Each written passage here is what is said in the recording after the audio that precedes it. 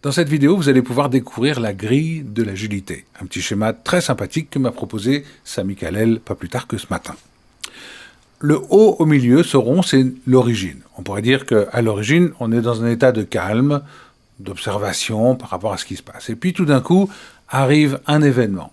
La première posture qu'on va prendre assez systématiquement, c'est une posture de défense. Pourquoi ? Parce qu'on est conditionné, je dirais, à faire attention à ce qui peut nous mettre en péril, ou ce qui peut nous empêcher d'aller vers ce que nous souhaitons.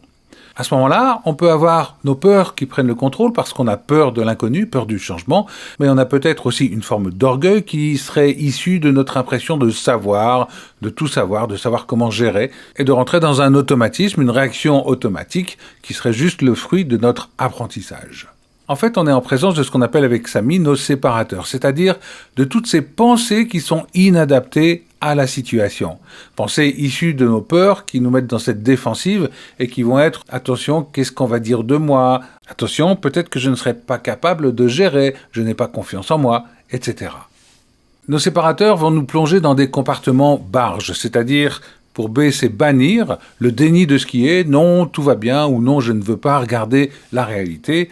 Après, on peut être du coup agressif avec son entourage, avec les collaborateurs. On peut aussi se sentir victime et râler systématiquement, ou bien on peut ressentir le besoin de se justifier parce qu'effectivement, une forme de culpabilité apparaît. Donc là, nous sommes vraiment en présence de nos séparateurs. L'autre possibilité, c'est d'aller plutôt dans l'agilité. Et l'agilité va être renforcée par l'humilité et la confiance. La confiance, c'est en opposition aux peurs, c'est-à-dire qu'effectivement, il y a une forme de confiance en soi, confiance que le mouvement de la vie peut apporter des solutions. Et puis l'humilité, c'est peut-être le fait de se dire, en fait, je ne sais pas, ou je sais certaines choses, mais j'ai plein d'autres choses à découvrir, et d'être dans une curiosité qui est une dimension préfrontale. Et à ce moment-là, on fait appel à nos vrais amis. Comment faire appel à nos vrais amis ? Eh bien, on va aller dans le processus voir. Voir, le V, c'est vers soi. C'est-à-dire que ce n'est pas pointer l'index vers la situation ou vers les éléments qui ont créé cette situation, mais c'est plutôt tourner le doigt vers soi pour aller observer ce qui se passe en soi, observer notre vécu. Et là, on part du principe que notre vécu nous appartient, puisqu'il est issu de l'interprétation que nous avons fait de la situation.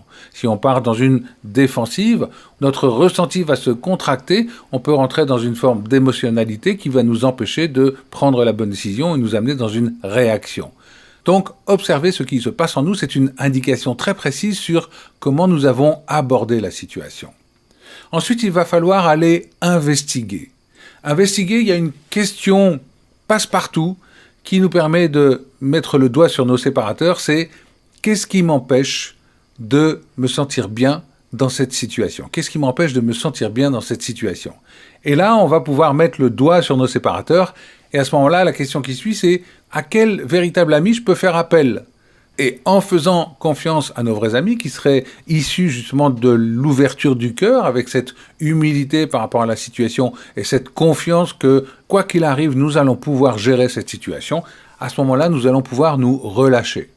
Et quand nous nous relâchons, le premier signe, c'est le ressenti. Effectivement, nous passons d'une contraction qui est dans le mode défense à une ouverture du cœur, mais un relâchement total de tous les points, je dirais, émotionnels du corps, le ventre, le plexus solaire, la poitrine, la gorge.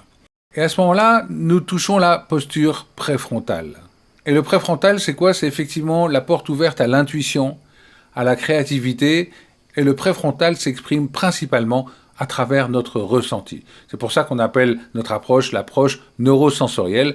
La sensorialité a énormément d'informations à nous donner. Et sortir de la posture défensive pour aller vers l'agilité et augmenter notre agilité, ça nous impose 3 choses. La première, c'est l'engagement. S'engager véritablement avec authenticité pour aller observer nos séparateurs et faire appel à nos vrais amis.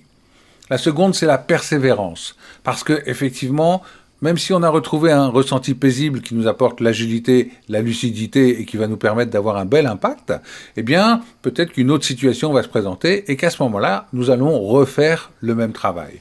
Persévérance, c'est effectivement, ça veut dire répétition. C'est-à-dire qu'à chaque fois qu'on va observer que nous sommes en position défense, eh bien, c'est répéter ce processus pour nous remettre dans l'agilité.